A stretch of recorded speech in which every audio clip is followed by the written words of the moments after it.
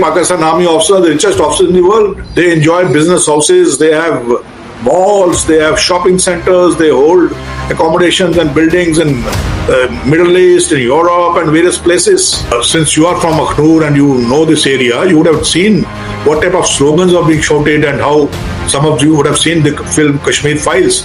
People may say it's dramatic, it's not dramatic, it's almost real. That is what exactly happened. It happened in Kashmir those days. Earlier days we used to see visuals of stone pelting and blocking the army convoys and all of that happening. You know, the local Kashmiri in the hills, he is in a catch-22 situation. Sometimes, you know, when a militant lands up in his house with an AK-47 to his head. So, I mean, he's left with no choice. You see, in every book of counter-terrorism, it is taught that a terrorist without local support is like a fish out of water. So terrorism cannot survive without local support. It's an established fact. OGWs are an important part of this terror ecosystem. And OGWs are not only confined to civilians, OGWs are also government servants, they are teachers, paramedicals, medicals, policemen, number of them. Because the entire system has been infiltrated. Until such time this ecosystem is killed, terrorism in Jammu and Kashmir cannot end.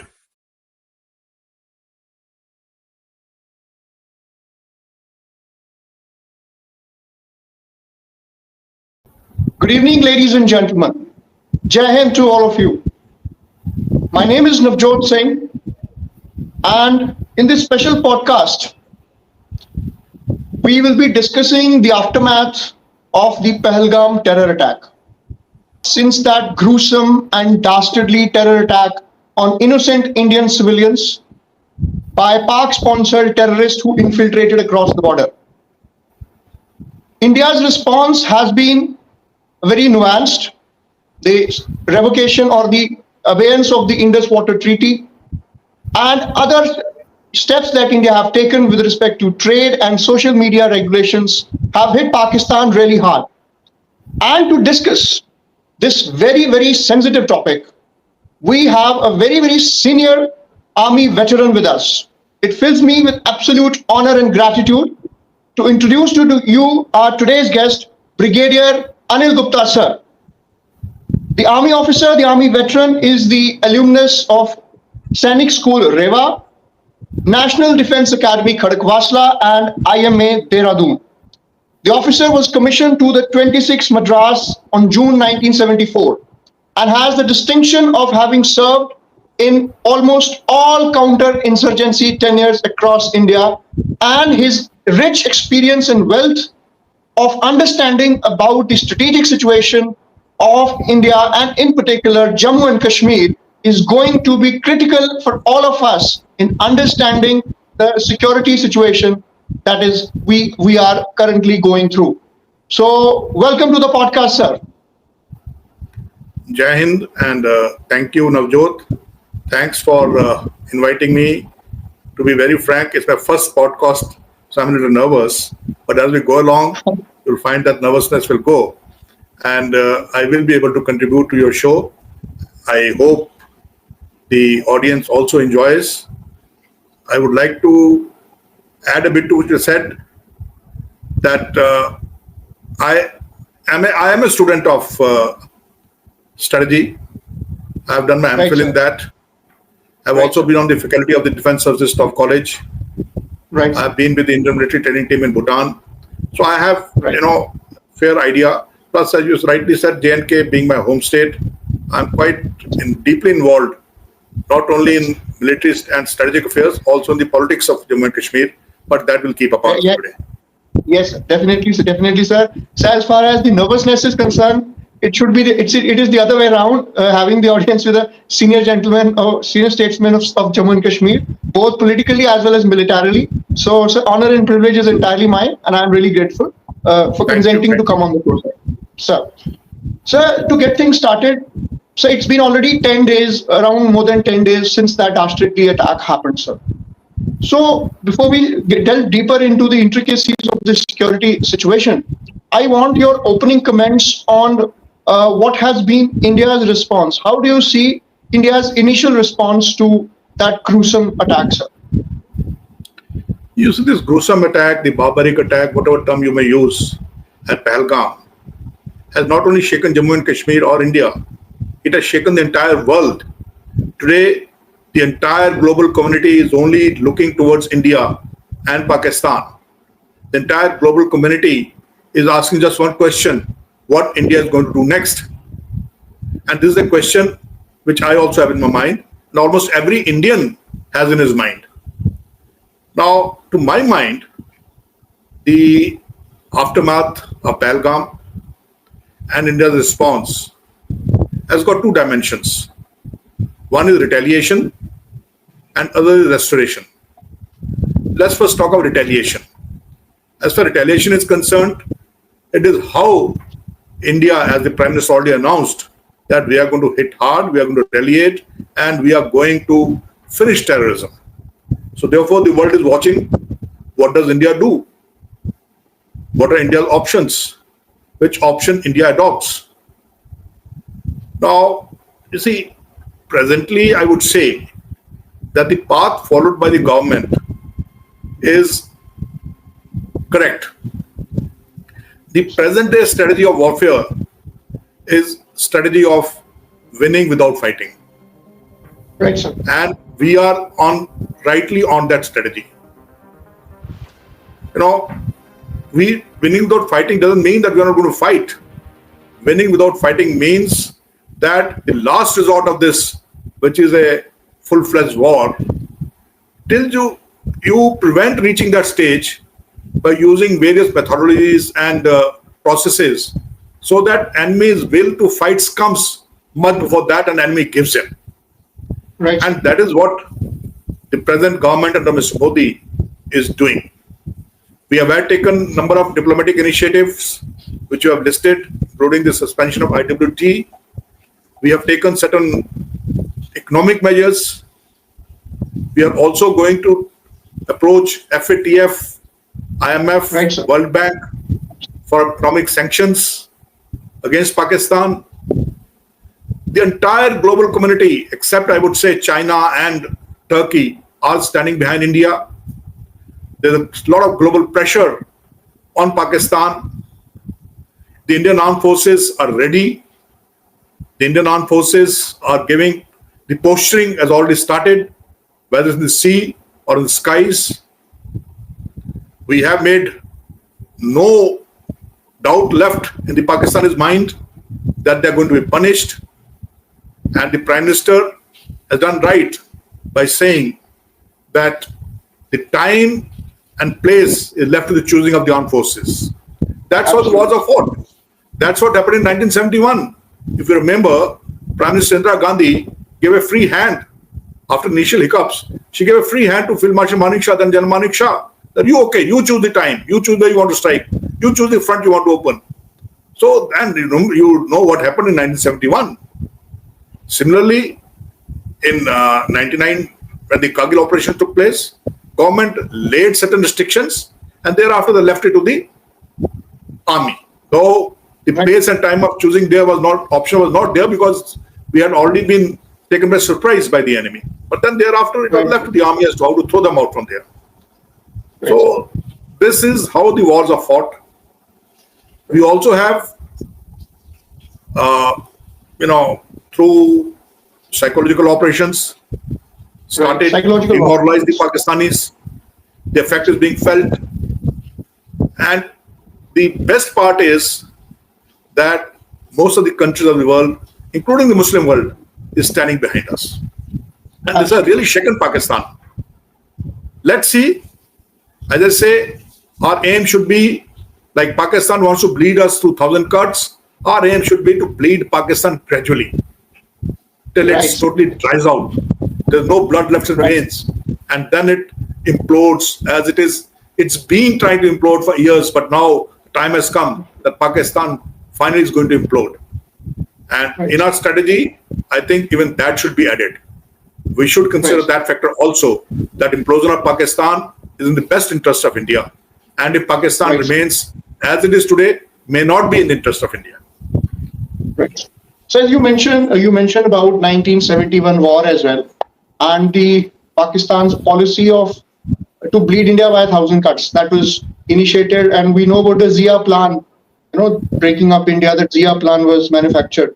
So, as you have a very thorough experience in those quarters as well, in the northeast as well, in Jammu and Kashmir as well. So, could you, for the benefit of the audiences, for their knowledge, could you walk us through, like you said, the decision taken, free hand given by Prime Minister Indira Gandhi to Field Marshal Manekshaw, sir? In fact, it was on 23rd or 28th March, I'm not exactly remembering the date, when Field Marshal Manekshaw said that if you want me to win the war, then I don't want to go through the fields of Punjab right now. The fields are being harvested, and there will be monsoon breaking out soon. So I don't want to send in my chaps to fight a war which we are going to be losing. So that kind of military leadership, the courage and the conviction to communicate to the leader that this is not the right time to go ahead with the war. So what is your assessment about that situation that happened in 1971, sir? You see, 1971 was a time when India was under pressure because of millions of refugees coming in our eastern sector. Pakistan was that time a dictatorship. The global environment was not in India's favor. Right, sir. America was openly, Nixon's administration was openly against India. True, sir. And Pakistan was doing something which was inhuman in East Pakistan. The Pakistan army was worse than an occupation army as far as East Pakistan was concerned. The local support in Bangladesh, then East Pakistan, was turning towards us. But still, the decision to go into Pakistan, East Pakistan, was a very bold decision taken by Prime Minister Indira Gandhi. And once she took that decision, initially I think she also thought that it could be done easily. But as you rightly said, in a cabinet meeting where the Chief of Army Staff was also invited, Manekshaw, he very clearly told her that when to go, where to go, you leave it to me and I'll show you victory. Right. And if you force me to go now, here's my resignation. I think that message went very strongly to the Prime Minister. And as Sam Manekshaw in his book has written, that he was fearing reprisal when he was told by Madam Gandhi to stay back. But as magnanimous and I would say great leader she was, she in fact congratulated him for giving her a very frank and fair advice and said, go ahead, Right. I have full faith in you. So this is how great nations work, and that's how wars are won. You cannot have the political hierarchy and the military hierarchy working in different directions. They have to work in unison. And the politicians also have to understand that warfare is not their domain. Decision making is.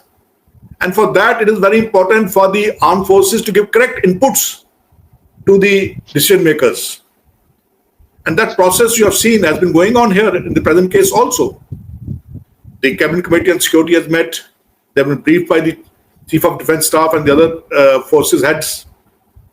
The Prime Minister had separate meetings with the Army Chief and Naval Chief.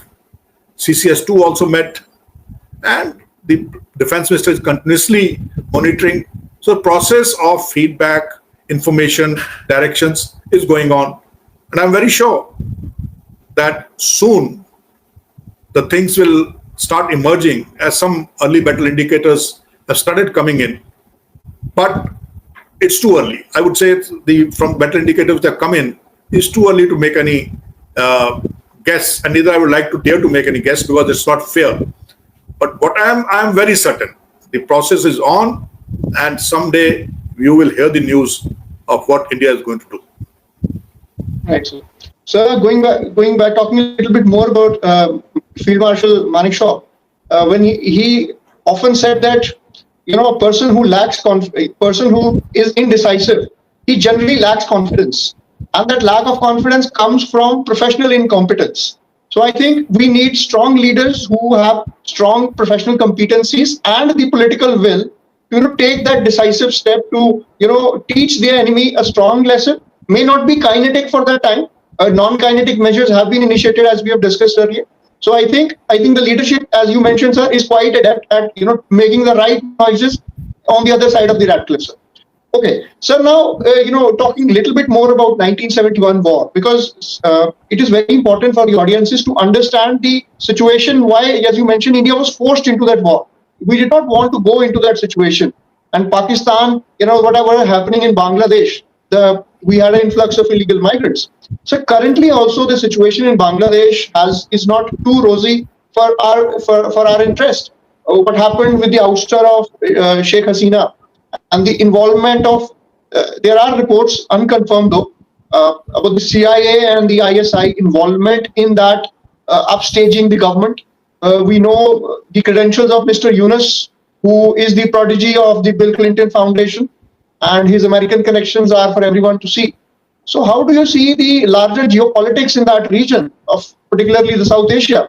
How do you see it shaping up, and how India needs to be prepared enough to not let the India's immediate neighborhood go into chaos as has been happening for some time now?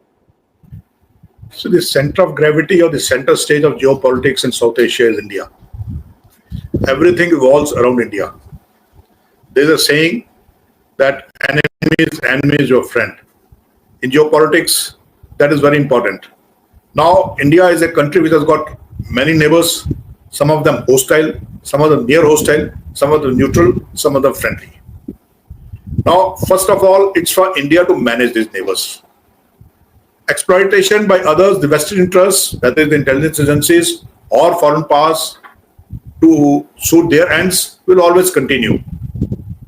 But India also has to ensure that there is no appeasement. In foreign policy, there is no appeasement. We have to be very strict. The Indian national interest has to be paramount. And that is why I say the present government is following that policy. We are following the policy of national interest. Now, as you talked about Bangladesh, see, Bangladesh is okay. We all agree that what happened there during the Biden administration and how Joseph has been brought in there. But Bangladesh also knows that it cannot afford to annoy India. Certain measures taken by India have already brought their economy to the such a low ebb that they are repenting.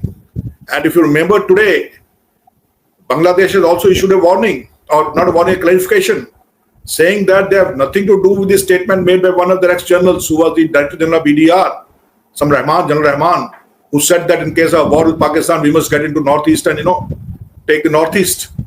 Bangladesh has said, sorry, we have got nothing to do with this. Such a statement is a personal statement. So Bangladesh also knows. As far as other countries are concerned, the main problem in South Asia was Pakistan.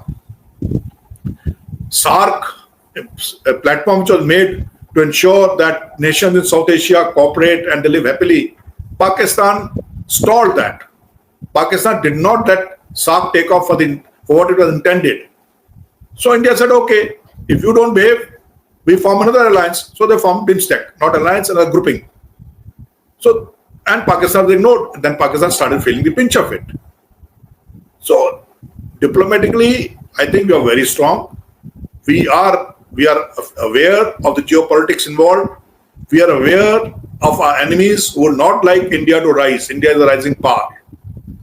No country which are being challenged, who are losing their fourth, fifth position, and India is jumping ahead. The country which once ruled us are today much behind us. They are not liking it. So they somehow want to put a check on India, so that India's march does not continue. So, but India is tackling all these issues very effectively. Our foreign minister is very strong, and he has the blessing of the Prime Minister. The government is not willing or is not hesitant to take hard-hitting decisions to ensure that the Indians' interest remains paramount, and it's, I think, a good situation. Right. Sir, talking a little bit more about Bangladesh, as we understand the Bangladesh army, before 1971, it was Pakistan army itself. And the current Bangladesh army, it has a certain percentage of that army has still affiliations to that, the West Pakistan and the Awami League and the Jamaat-e-Islami. So there's some connections there. So that portion became a little more active after Yunus came to the fore. How do you see India kind of neutralizing that a dominant West Pakistan component being dominant in Bangladesh? The Indian army and Bangladesh army enjoy very good mutual relations.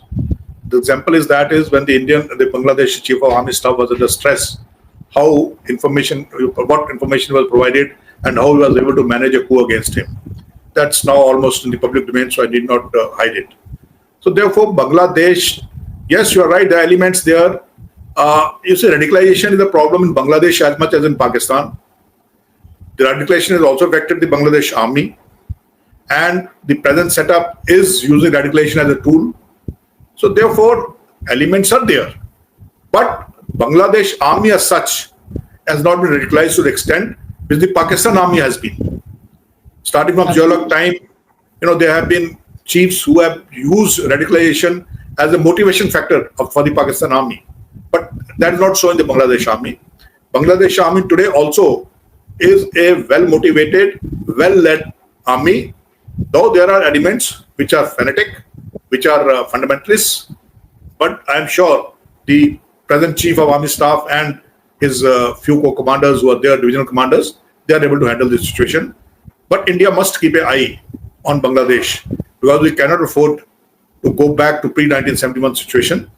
We have worked very hard. We lost lives. We have lost lives. In fact, after the only nation created after 1947 was Bangladesh, and that too with Indian assistance.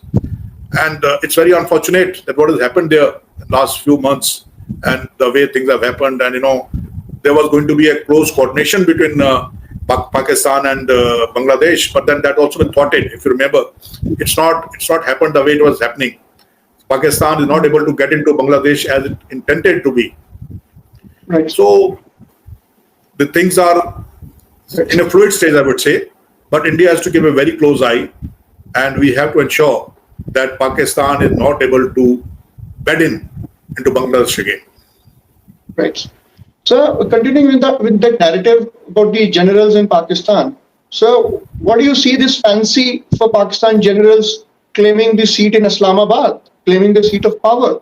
Ever since the times of General Ayub Khan, General Zia, as we mentioned, and now the current General Asim Munir, he is trying to, put his weight, trying to pitch himself against as the leader of the establishment. And if we go back in time to 1965, when the Operation Grand Slam was launched in my hometown of Akhnur to target that Akhnur bridge, General Ayub Khan, he shifted, within 2 days of war, changed General Akhtar Hussain Malik and put in General Yahya Khan, who he wanted to take the credit for the spoils of the war. So what do you think this kind of infighting or favoritism within the Pakistan armies? Pakistan army is unique in that sense because Pakistan army's existence depends on anti-India rhetoric. They are getting the bulk of the national budget on the pretext that they face an existential threat as far as India is concerned. But they're nowhere. They cannot compete with India.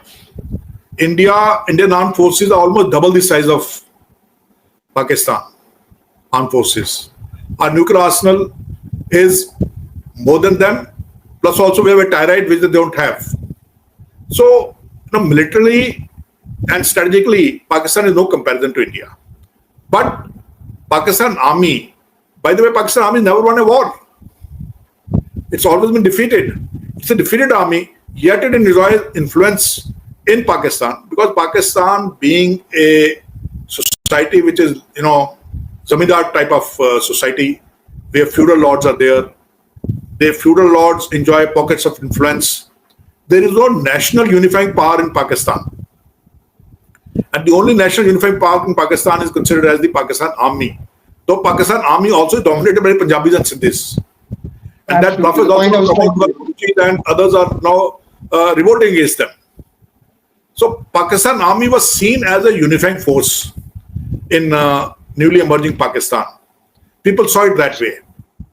And, to unite Pakistan into a nation, which was made on a two-nation theory. Now, the two-nation theory is also being rejected by the Pakistanis themselves because they feel ethnicity is more important than religion. Yes, all Baluchis are Muslims, Sindhis are Muslim, Pathans are Muslims, but they feel it is formed to be Pathan first, Baluchi first, Sindhi first. So that fraud of two-nation theory is also collapsing, and two-nation theory was the backbone of the Pakistan Army. Right. So all these things are now to remain in power. Pakistan always, since that they saw the uniformed forces as the unifying force, the people, they enjoyed public sport initially. And that is why you see Ayub Khan had a very longish tenure, so did Yahya Khan. And thereafter, after Pervez Musharraf left, the Pakistan military realized that it is better to drive from being a driver's seat behind the scene rather to be in the front and be held responsible for every, because Pakistan was not growing economically. There are many fault lines in Pakistan. Radicalization had overtaken Pakistan. The foreign policy of Pakistan was a failure, and the foreign policy of Pakistan was being decided from Islamabad, but Islamabad didn't want to take the, I would blame for its failure. So they thought it's better to have a civilian face in front and control the civilians from the behind. Have the reins of power with you, but not being in the open. And they're enjoying that. And that is what the present chief is also doing. Every chief does that. The present chief is also doing that. But the problem is the face they have brought in front, the public face, Shahbaz Sharif, he is not liked by the people also. Right. He is Absolutely. only liked in Punjab and nowhere else. And he is not a strong politician. So therefore, the army chief is enjoying, and he is strengthened his hold by appointing or by having the ISI chief also being appointed as a national security advisor to the prime minister. Right. That means now everything will be decided by the army chief. So that is how. Building on to that, yes. So building on to that question about the Pakistan Army and Army chiefs, both of the armies, they emerged out of the British Indian Army that was there. Most of the officers, they were drawn initially from that army itself, the Indian and the Pakistani way. Now, sir, how do you assess from a very understanding point of view, that how do you see both the armies graduating in the last 70 years? Indian Army has been the more disciplined force, while the propensity of the Pakistan Army for power. So how do you see what draws that tendency of Pakistan Army for power? Is it the political instability of that country, or being more of a theocratic state? What do you think? What drives that argument behind this? See, it is, to my mind, being a theocratic state was very important, and that is what led to the downfall of civilians administration in Pakistan. The Pakistan Army had very few senior officers, but they were very ambitious. And the political leadership in Pakistan after Jinnah was not there. And Jinnah also knew that he is not physically keeping in good health.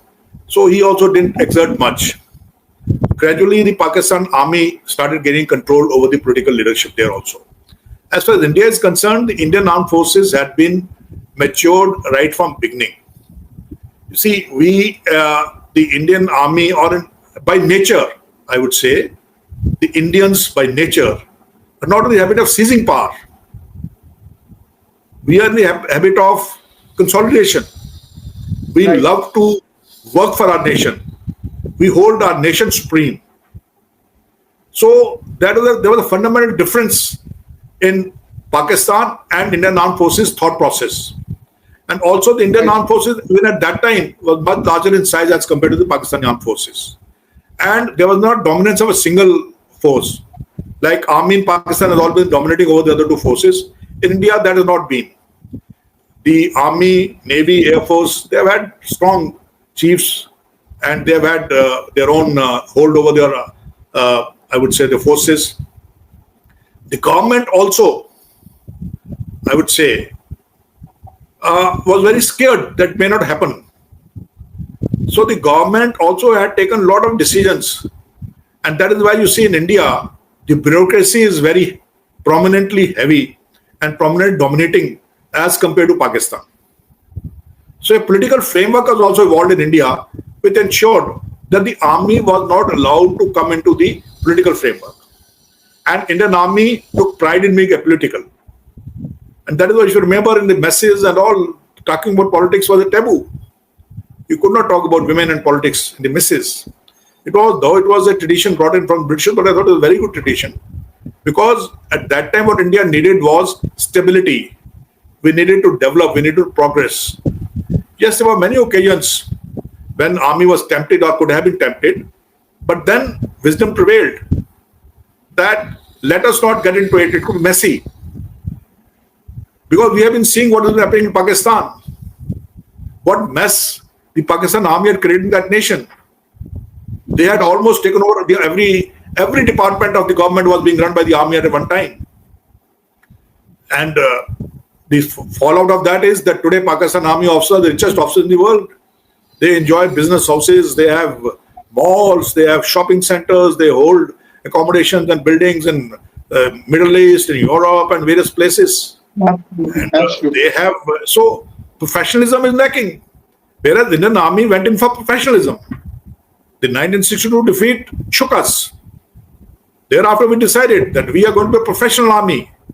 We are not going to get involved into this petty politics. Let the politicians do the politics. But as far as the army, what the armed forces were meant for, so the securing the sovereignty of the nation, that is our aim, and we'll work towards that. And that professionalism which came into the Indian army or Indian armed forces has kept us away from this. Right, sir. So considering about the kinetic action, sometimes, in the media frenzy and in the general public who is enraged with the barbarity of that incident, they say that we should cross the LOC or the IP and attack, Pakistan and all of that. Going back in time, the considerately considered weak Prime Minister, Lal Bahadur Shastri, he took a very strong decision when he ordered a march to Lahore. The Battle of Dogra and crossing the Chogil Canal. So what can you tell us about the audiences about that decision and what were the strategic implications of that choice? See, you're talking about Op Riddle. Yes, Op Riddle, sir, absolutely. Op Riddle was ordered by Prince Lal Bahadur Shastri. No, as a defense of Akhnoor, as a defense for the against Op Grandstand, against Op. In 1965,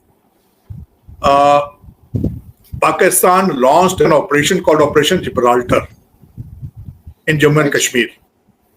Now, Gibraltar or this Operation Gibraltar had a religious significance. In fact, that was the first religious jihad launched against India. In 8th century, the capture of Liberia by the Muslim forces was done through Gibraltar, and it was considered a big victory. So this operation was named as Operation Gibraltar, wherein Pakistan sent in regular soldiers into Jammu and Kashmir as infiltrators in guise in civilian clothes, with the hope that the Kashmiris will rise against the government of India and will support Pakistan, and with them, with their help, they will declare independent Jammu and Kashmir. Absolutely. But to the dismay, this operation failed very badly because the Kashmiris did not buy that bait. The Kashmiris, in fact, became the informers of the Indian army, and they kept telling where these cowards were hiding, and they were all taken care of by the Indian armed forces. And that is how Operation Gibraltar failed. Now, when Operation Gibraltar was on, India took two major decisions. One was to launch an operation, a pincer movement operation for capture of Haji Pir. Haji Pir Pass. Pincer movement means a two-pronged attack. One prong through Punch and the second prong through Uri. The Uri prong was being led by General Joru Bakshi and one para under Colonel Ranjit Dayal. And the Punch pincer was being led by the 25 Div. The aim was to capture Haji Pir because Haji Pir Pass, as you know, links Uri and Punch. And Very the main strategic infiltration. It's a very strategic point. It's a main infiltration route. Unfortunately, we returned it. We recaptured it again, returned it because if I have been saying that if we had not returned Haji Pir, possibly the present insurgency which took place in Kashmir wouldn't have taken place.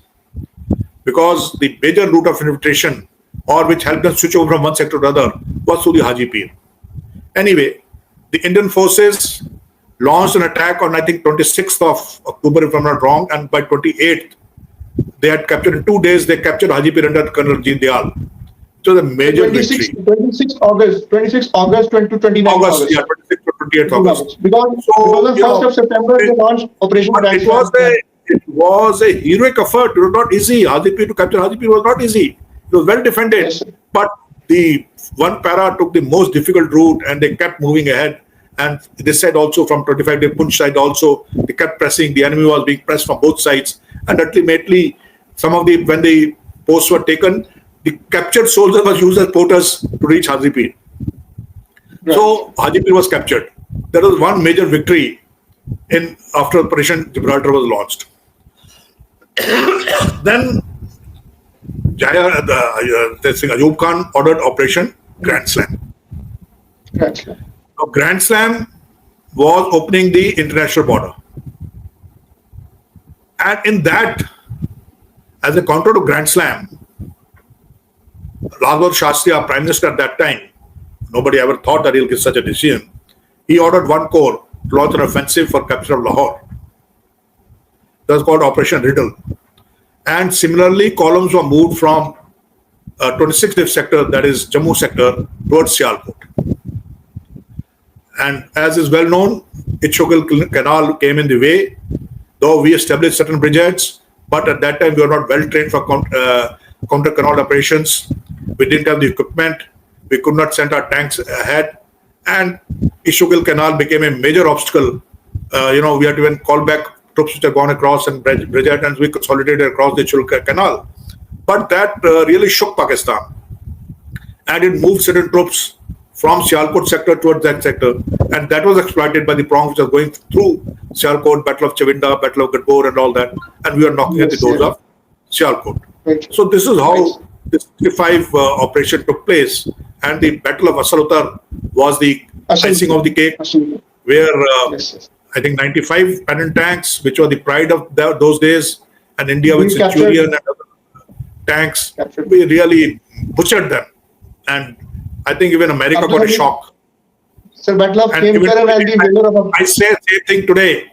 Today Pakistan is boasting of Chinese equipment, but Chinese equipment will also meet same fate with patterns met in 1965.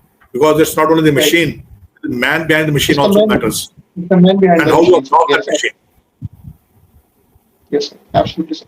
So you mentioned about the strategic point of Hajipur and how you said that if we had not returned them, the insurgency might not have happened. So let's come now to the advent of insurgency in Jammu and Kashmir, and that ill-fated decision of or I would rather say the alleged rigging that happened in the 1987 elections. That kind of, even the so-called separatists of those times, they were finding some hope that they might enter mainstream politics, and their only hope was kind of ended, and now they found refuge in armed militancy. So what is your assessment from a military point of view? Because you have been in that theater, and your understanding would demystify a few things for the audiences. How do you see that ill-fated rigging changing the fate of Kashmir forever? See, 1987 is a watershed year as far as security and politics of Jammu and Kashmir are concerned. What happened in 1987, prior to that, I'll just like to tell you. You see, the politics in Jammu and Kashmir were being dominated by Abdullah family after 47. Then once Abdullah was arrested, you had other leaders of national conference like, Bakshi Ghulam Muhammad, then Samshuddin and Ghulam Muhammad Sadiq. Now, Ghulam Muhammad Sadiq actually rebelled in the national conference and he formed his own party called DNC, Democratic National Conference. And later in 1964, he dissolved that and became part of the National Conference again. And in 65, he merged the entire National Conference in the National Congress. That's GM Sadiq. And then he became, from Prime Minister, he became the Chief Minister of Jammu and Kashmir in 1965. There was a prodigy of GM Sadiq, and his name is Mufti Muhammad Said. He's another fellow who has a very, very dominating effect in the politics of Jammu and Kashmir as well as security of Jammu and Kashmir. Now, Mufti Muhammad Said joined Sadiq. He won the 1962 BJP era elections, and in 1964, when Sadiq became the Prime Minister, he made Mufti as one of his deputy ministers in his cabinet. In 1965, when he became Chief Minister, he made him a full-fledged minister. And so for the benefit of the audiences outside of Jammu and Kashmir, when Sir mentions Prime Minister, till 1965, Jammu and Kashmir used to have Prime Ministers and not Chief Ministers. That is when the regime was changed and Sadr Riyasat and that thing was brought in. Yes, sir. Please, you can please continue. And Mufti Muhammad Said was a very ambitious man. Now, what happened thereafter, you are aware, 65, the entire National Conference became Indian National Congress. Congress started dominating the politics of Jammu and Kashmir. The fringe elements of National Conference were left behind under Mirza Afzal Beg, formed the Plebiscite Front.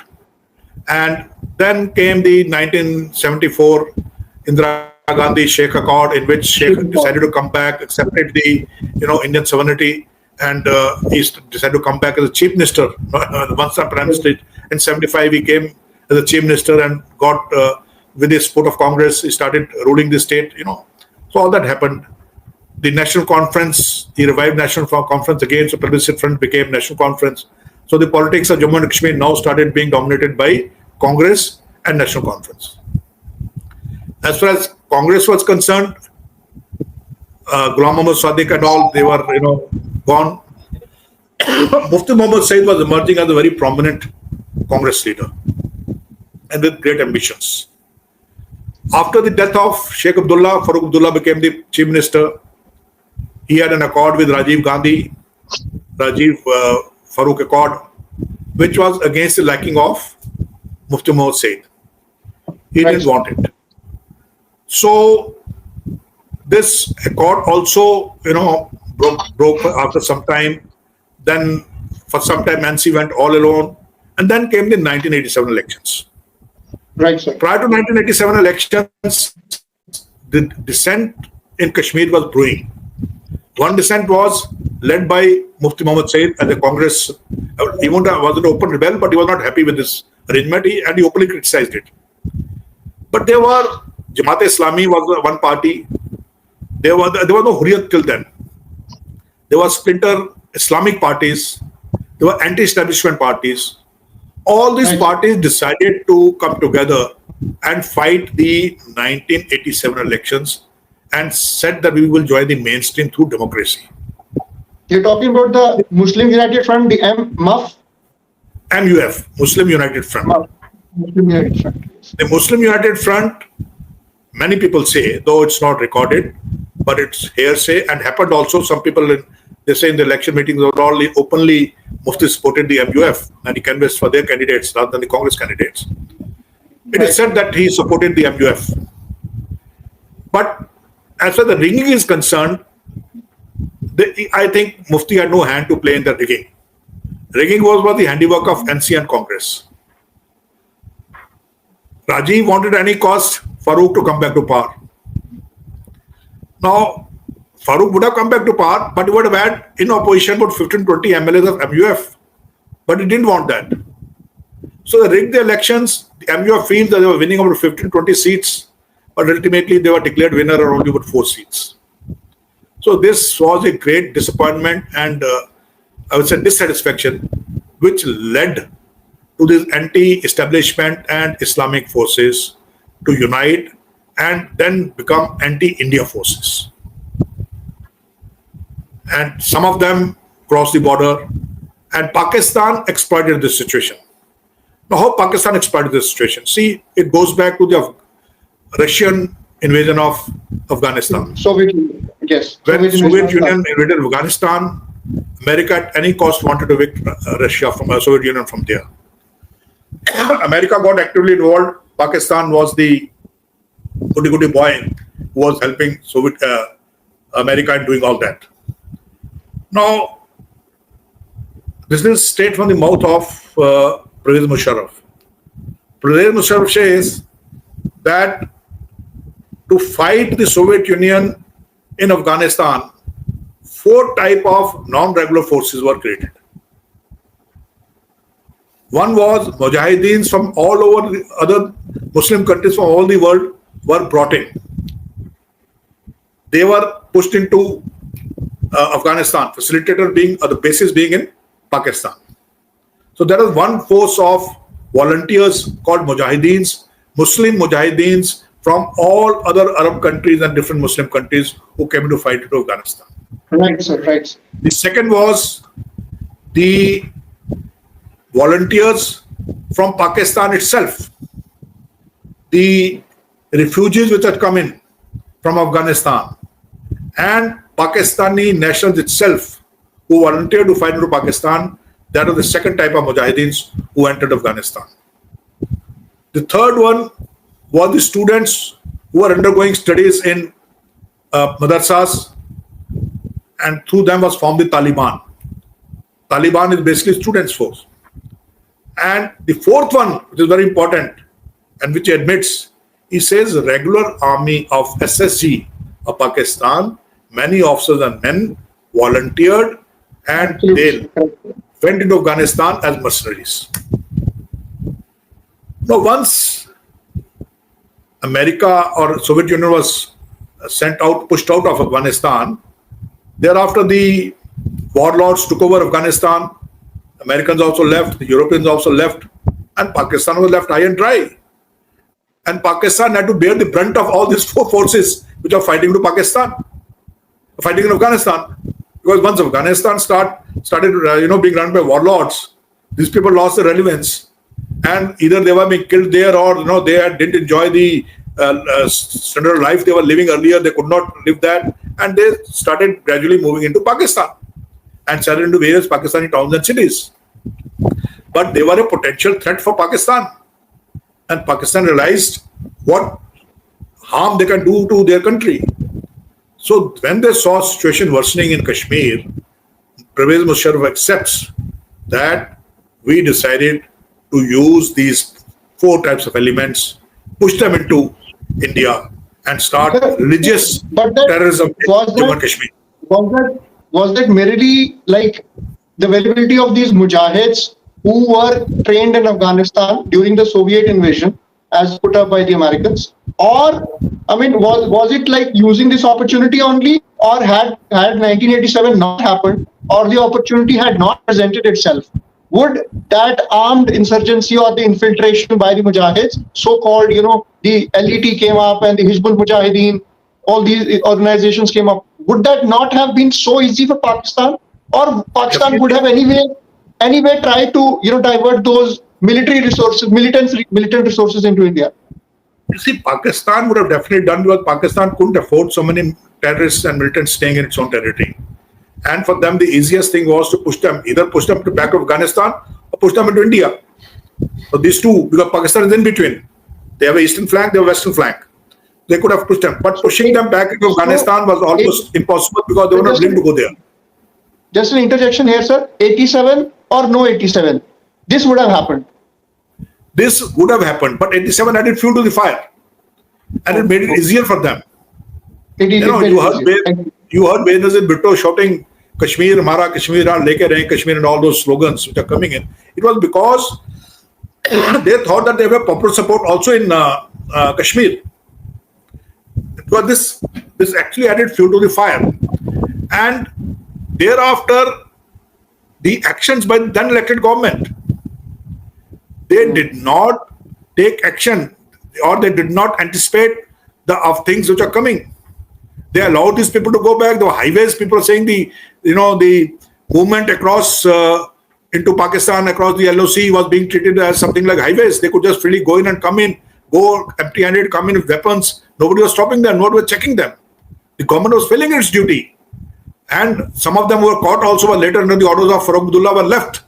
And they became the notorious terrorists later on. So all these things are recorded. But what I'm trying to say is that 87 had a major role to play to bring in insurgency into Kashmir. And not only insurgency, it brought jihadi terrorism, religious terrorism into Kashmir. And what happened thereafter? You see what happened in 90. Ultimately, the Kashmiri Pandits were hounded out of Kashmir. and the government of the day failed to save them. Since you are from Akhnur and you know this area, you would have seen what type of slogans are being shouted and how some of you would have seen the film Kashmir Files. People may say it's dramatic. It's not dramatic. It's almost real. That is what exactly happened. It happened in Kashmir those days, and the government kept, I would say, mute spectator. How do you see that exodus of Kashmiri Pandits? Because that is one black spot, and that is a great watermark event also after 87. That was another great inflection point in the political history of Jammu and Kashmir. And could that have been prevented, and who should be held accountable? Because I want a very nuanced response from you to understand what was the situation on the ground. Could security forces have intervened somehow, or could the state government or the government at the center would have responded in a much better manner? Because being a military man and being from Jammu and Kashmir yourself, you understand things in a much nuanced manner. So I would want you to give a very nuanced argument to this, sir. So in hindsight, we may say many things, but the political atmosphere at that time, I would say, was weak, did not act in time. If you have read My Frozen Turbulence of Jagmohan, in that he has mentioned that he wrote a number of letters to then Prime Minister Rajiv Gandhi, warning him of the things which are happening, shape of things to come, the way the authority of the state was being eroded, and the way radicalization and fanatism was being spread, and way the local administration was giving a helping hand and turning deaf ear to events that were happening. All these things he brought to the notice of Prime Minister Rajiv Gandhi. But he chose not to act. Since he chose not to act, it emboldened the local administration. And So what could have been the reason of to the indifference to such situation that was emerging? What do you think? I would say political immaturity and too much dependency on that time Chief Minister Dr. Farooq Abdullah. I think their friendship overrode the national interest. They did not react because for them, for a prime minister of the country, sovereignty of the country would have been foremost. But I am not privy to what notings were made on the file and why didn't he react and all. But I can only say that, to my mind, he failed in exercising the authority. And because if he had acted in time, he had sent in more forces, the Jammu Kashmir police would have been reined in, would have made more effective. The things may have been different. I'm saying in hindsight now. Now the next question is, could their exodus have been prevented? Yes, sir. At that time, the situation was such that they were being targeted. They were targeted killings. But soon it would become massacres. And I think at that time, they feared and they didn't feel secure because slogans like leave your girls behind, leave your wives behind, and you buttas leave this and all. There's so much of slogans. Fear psychosis has spread so much that they were scared of what could happen to their families. And that is why they decided to leave. Now, at that time, the situation was such that the police had lost control. The army had not called in. So therefore, army could not do much. And the army, I would say, was also not that time prepared for such a task because army was more worried about the LOC and the other things. So, but if this 2 years gap, which was there, 89 and 90, during that gap, they would have reacted, anticipated things, brought in more paramilitary forces, brought in more police forces, and to ensure that law and order is kept under, and they are not allowed free movement. Because the jihadis are having free movement. The way they were used to shout from the mosques, minarets, the way they were raising slogans, the way they were entering houses of the Pandits and, threatening them. All this was happening right on the nose of the Jammu Kashmir police, which did not act. So there was a need for other forces to come in there, which were not brought in. Right, sir. Now, sir, coming to the current attack and talk of the OGW, sir. The local Kashmiri in the hills, he is in a catch-22 situation. Sometimes, when a militant lands up in his house with an AK-47 to his head, so I mean, he's left with no choice. Similarly, the Fauji's will come and but the Indian Army will still be considerate and they will not shoot them or for that matter. But what do you think? What do you see this idea of local involvement and the need to discriminate between the OGWs and the local population? You see, in every book of counterterrorism, it is taught that a terrorist without local support is like a fish out of water. So terrorism cannot survive without local support. It's an established fact. Now, the local support is through coercion or through willingness is the question. See, when I was commanding a RR battalion in Surancourt, I used to regularly meet the civilians and tell them that yes, I sympathize with you. The terrorists come, they show you a gun, they force you. But after they've left, please give this information to your nearest post. Maybe delayed, but such bits and pieces of information will assist me in forming an intelligence picture and an assessment. Yes. But if you do not report at all, then I would say everything is fine. My assessment would be wrong. Same thing is, I still maintain that in Kashmir, in Jammu, in the upper reaches, the mechanisms have to be made that wherein people should be able to report to the nearest post. Your grid has to be established that way, which I feel has not been done. We have ignored this area belt between the IB and Bilawar Machedi. This belt has been ignored. There's hardly any deployment. And terrorists, once they cross the IB, they have a free run to reach the area of Doda Punch or from Kishtwar, Sinthan to Anantnag. They have a free run. This gap needs to be plugged in and plugged in very early. Now, as far as OGW is concerned, there's a terror ecosystem prevalent in Jammu and Kashmir. OGWs are an important part of this terror ecosystem. And OGWs are not only confined to civilians, OGWs are also government servants, they are teachers, paramedicals, medicals, policemen, number of them, because the entire system has been infiltrated. It is badly infiltrated. And till such time this ecosystem is killed, terrorism in Jammu and Kashmir cannot end. To my mind, till such time the last gun is eliminated from the valley or from Jammu and Kashmir, terrorism will continue to flare here. So we have to come very hard on the terror ecosystem. There should be no politics involved in that. There should be no, why punish innocents and why all that. There are no innocents. Anybody who is working against the national interest can never be innocent. Recently, there was a hue and cry as to why the buildings have been erased. What is the fault of the parents if the son has become a terrorist? I say, if the son has become a terrorist, it is the duty of the parents to cooperate with the police. Give them information of their son whenever he comes and visits. Don't allow the houses to be used as storage for guns and ammunition. If you're doing that, we cannot permit such temporary, I would say, things.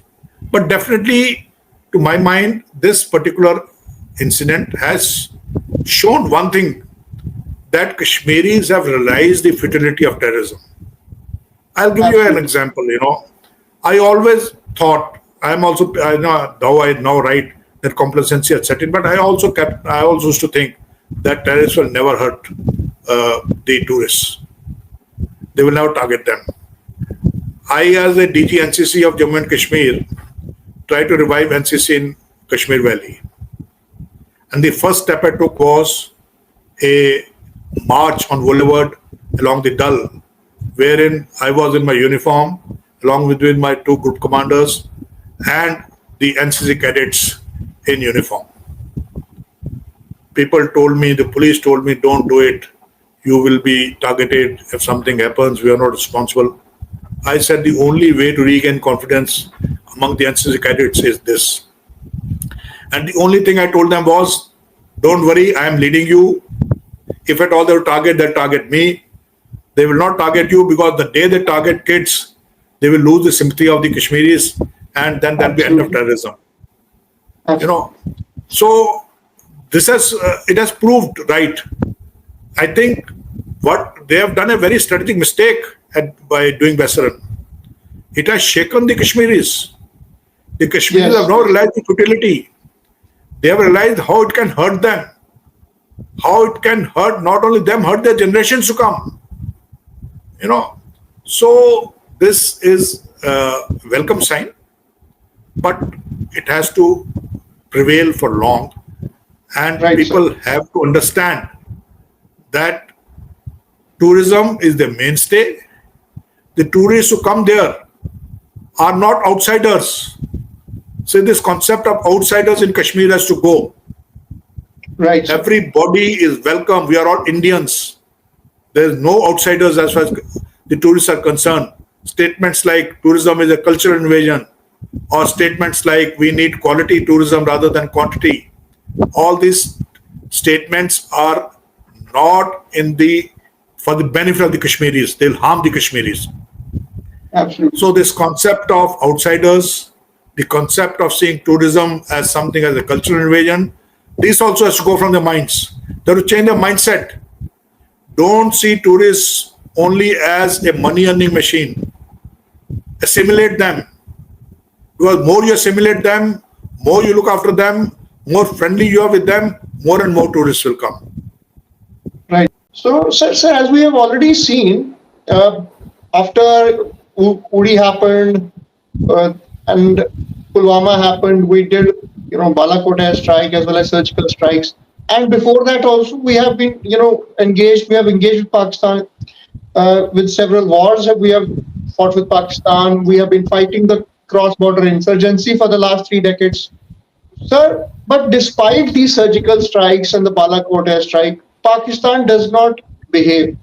It doesn't stop that specter of cross-border terrorism, or doesn't stop, nurturing those terror factories in its own backyard. So what can be a lasting solution to this problem, or we will have to manage this problem? Can we end this for once and for all? Or can we, ensure that Pakistan stops to nurture these terror factories? See, there are many factors involved in this. India alone, I think, will not be able to. The global pressure has to be there. FATF has to be very, very fair in its assessment, not guided and motivated by who is the chairman of the FATF at that time.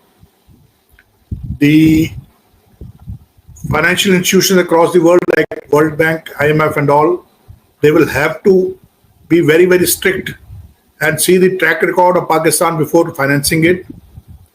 But then see, geopolitics is such. Global interests, as I said earlier also, every nation looks for its own national interest. America and China have got certain interests in Pakistan. Because of that, they cannot abandon Pakistan totally. So Pakistan will continue to get support from these. Turkey always supports Pakistan. Absolutely. The Muslim countries have certain interests in Pakistan, including co-religion, which will also, force them to help Pakistan. So unless it comes within from Pakistan, Pakistan realizes the futility of terrorism. Well, Pakistan itself is also suffering. It's not to say that Pakistan is not suffering. Pakistan is also a victim of terrorism. It's facing the brunt of terrorism now. So it has to come from within. The Pakistani civil society and the Pakistan population has to, face a major role. They have to tell them that nothing more now. We are not ready to accept all this. But then it's easier said than done. Because the assets which have been created by the deep state of Pakistan in the form of various Taliban, these, Lashkars, what do you do with them? How do you mainstream them? How do you absorb them in the normal society? It's a big challenge for Pakistan. Pakistan's present status is such that it's economically crippled. There is dissatisfaction among the various states in Pakistan. One way which I feel can be a solution, is dismemberment of Pakistan. Financially cripple Pakistan and thereafter dismember it so that it cannot act as a unified force. And thereafter, let's see what happens. Though there's no guarantee that dismembered states will not resort to terrorism. But then that is one option. But I cannot give any fixed solution for this.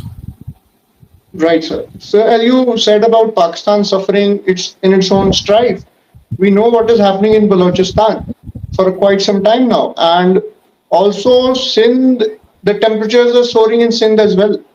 And this Indus Water Treaty, the abeyance of the treaty, will further choke the flow of waters into that water stressed region. We know that they're planning those 6 canals to divert water from Sindh to Pakistan Punjab, that Cholistan region. That area is already stressed. So do you see Sindh being the new Balochistan? See, that is what I'm saying. Pakistan is imploding. It's on the verge of implosion. Dissatisfaction is brewing day by day. It's increasing. The polity in Pakistan is not able to manage all this because it is Punjab-centric.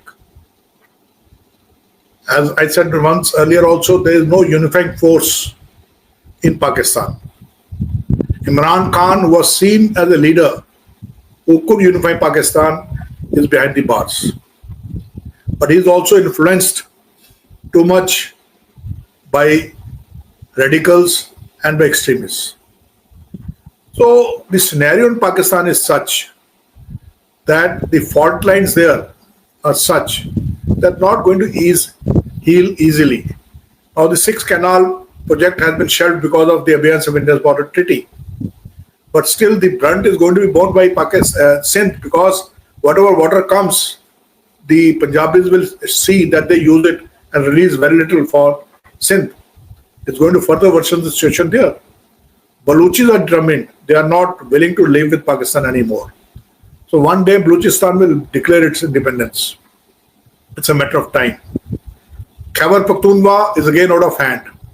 Tehreek-e-Taliban Pakistan is not in a mood to compromise with the existing polity in Pakistan. They are just willing to compromise with the Pakistan army. In fact, the population in these areas says, ये जो दहशत गर्दी है, इसका कारण वर्दी है. They directly blame the Pakistan army for terrorism which is prevailing in Pakistan and in India. So with all these things, with all these factors playing, I foresee a very dark future for Pakistan unless some messiah rises there and was able to unify the nation. Appears very remote. You heard the leadership there is also very hollow. The present Prime Minister has no hold over his government. Defense Minister says something else. Interior Minister says something else. Bilawar Bhutto says something else. Zardari says something else. There is no unison as far as the government is concerned. As far as the army is concerned, there is a resentment against General Munir within the army. There are people who are not happy with him. There have been, attempt to coup. There have been revolt also. General Munir is not a popular chief of army staff. So there are so many factors presently which contribute to the fact that if somebody is willing to exploit these fault lines, this is the situation when Pakistan can be hit and hit very badly. Right, sir. So you mentioned about General Asim Munir. He quite varies from the earlier General Vajba, and how we see the certain in the social media we have been seeing reports of Pakistan Army officers tendering resignations and deserting their posts in our own area, Pargwal. About their chicken snack in that area, they're deserting their posts. So how do you see such state of harakiri? Are they committing some self-imploding? Yes, see, as I said, dissatisfaction is there in the Pakistan army, but we must take these reports with a pinch of salt because they may be part of the cyber warfare operations also. When Pakistan is resorting to certain things, you saw the post they have said about the North Army commander and the air chief, vice chief, air chief post. They have been saying that they have been sacked, they have been in prison. Cyber war is on top. Both countries are trying cyber war. India is also doing that. But certain amount of dissentiment is not only new, it has been there in Pakistan Army against General Munir. People had earlier also, revolted against him, against his policies. So chances of the morale of the Pakistan Army today is not as it used to be. It's not a cohesive fighting force. So this is a one drawback with the Pakistan Army at present, apart from the criticality of its war WWR, the war-based reserves, which somebody says only up to 4 days. So criticalities are there in Pakistan, and that is why Pakistan is also exercising caution. The speculative firing along the LOC and all that is basically to keep Indian troops away and to keep the morale of their own forces high. Pakistan is also not resorted to any bold step for which the Pakistani generals are known of taking bold risks. But so far they have not done anything because they know that they are not capable of withstanding an Indian army revolter or Indian army assault if they play some dirty game. So things are there. Situation is bad. It's fluid. But again, see, one thing you must remember that as far as Pakistan is concerned, being a theocratic state, religion comes to their rescue. There is one common factor which binds the nation. And at times, though presently the things are that, as I said earlier, that ethnicity is taking precedence over religion, but then you never know when this turn takes place, because it may turn out to be Pakistan, not Pakistan in danger, but Islam in danger. How the then population of Pakistan behaves or reacts, that has to be seen. Right, sir. So as you mentioned about ceasefire violations happening, Pakistan has been resorting to mostly small arms. They're using small arms, not the big shelling, mortar guns are not being used. And plus, sir, if we look inwards to our own security setup, the security grid in the valley, we have to point some responsibility somewhere, because despite decent enough army presence and the intelligence network, there has to be some responsibility fixed with respect to intelligence failure and threat assessment in that particular area, because there are certain other pockets also all over the valley which could be susceptible. So was there some lapse on the threat assessment and on the front of the intel as well? My reading is that there is a lack of coordination. Okay. There is a lot of lack of coordination with the police and the army. And that is what has led to this. The police is working independently. The unified command is for its namesake.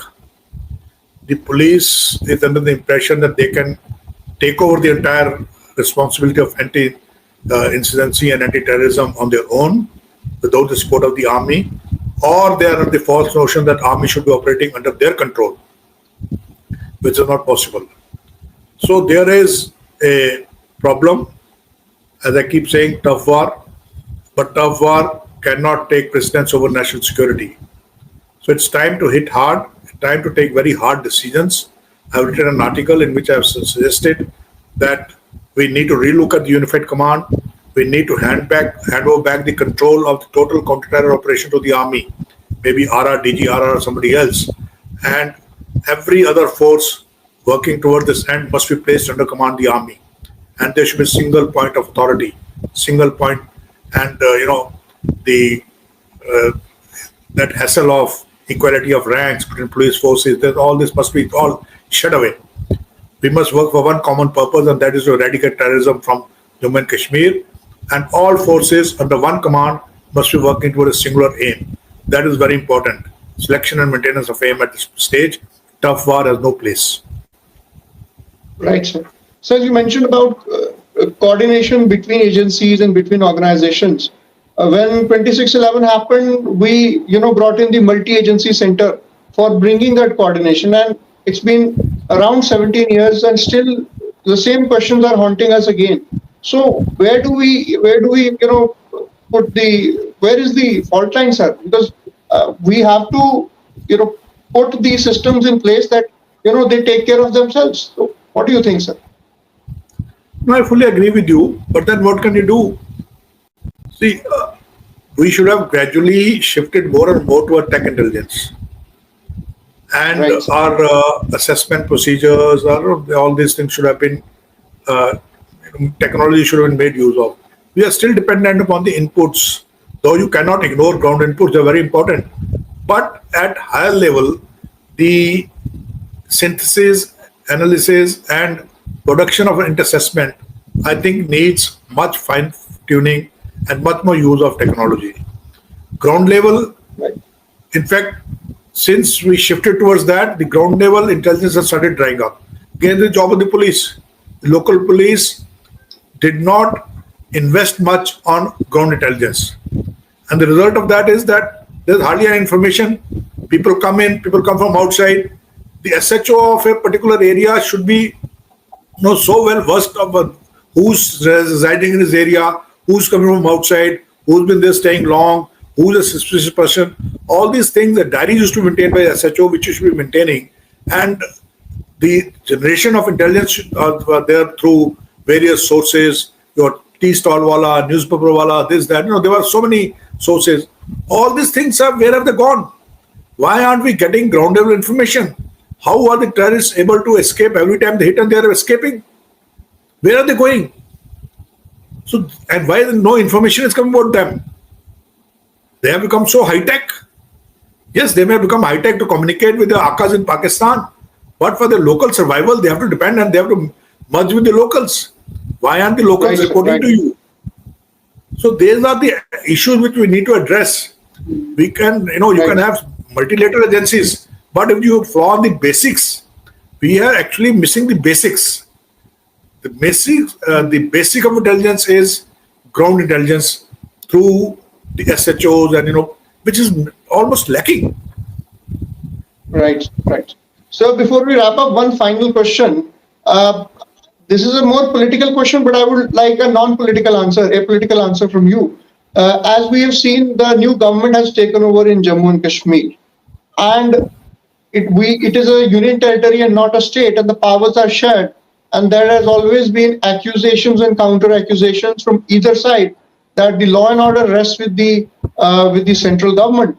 And is this state of a little lack of clarity and chaos? I would not use the word chaos. Little lack of clarity, which may have in a way contributed to this state of the security or the coordination that you have mentioned. Has it got something to do with that? From a military perspective, I want a military answer to a political question, sir. I don't think so. The roles and responsibilities are very clearly laid down. But if you use these as alibis for non-performance, it is not acceptable.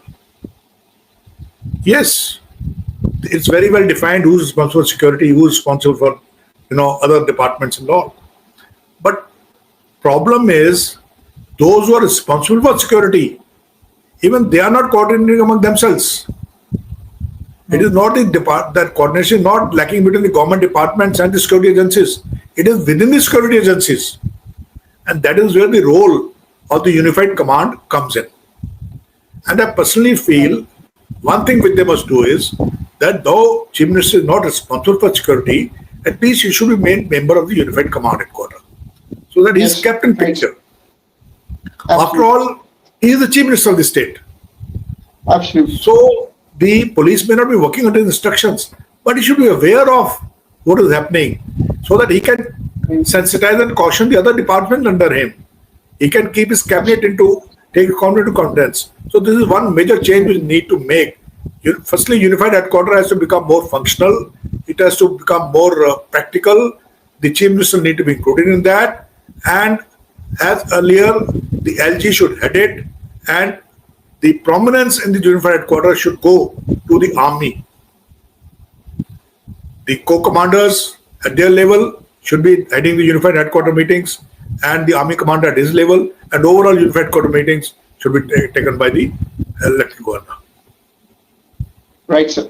Sir, thank you so much. And I'm sure with your such insightful analysis and strategic implications that you've highlighted, not just of the current attack and the current security situation in Jammu and Kashmir, but going back, turning the pages of history.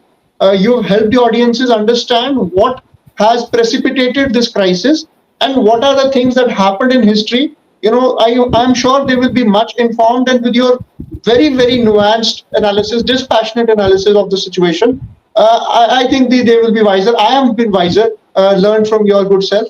And thank you so much, sir, for coming on the podcast. Thank you, Navjot. Thank you for giving me this opportunity. Right, sir. So the privilege and honor is entirely mine. So it's been an honor, sir. Thank you, sir. Jai Hind. Thank you. Jai Hind.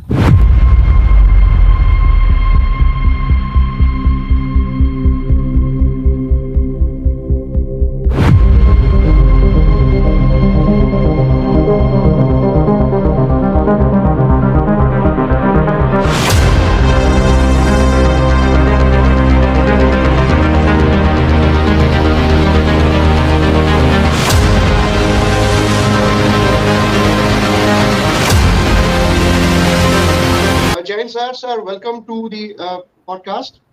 Uh, in the in the part one of this discussion, which we recorded prior to Op Sindoor, we discussed about various strategic implications of India's actions and how Pakistan has been, propagating this cross-border terrorism and what should be India's response.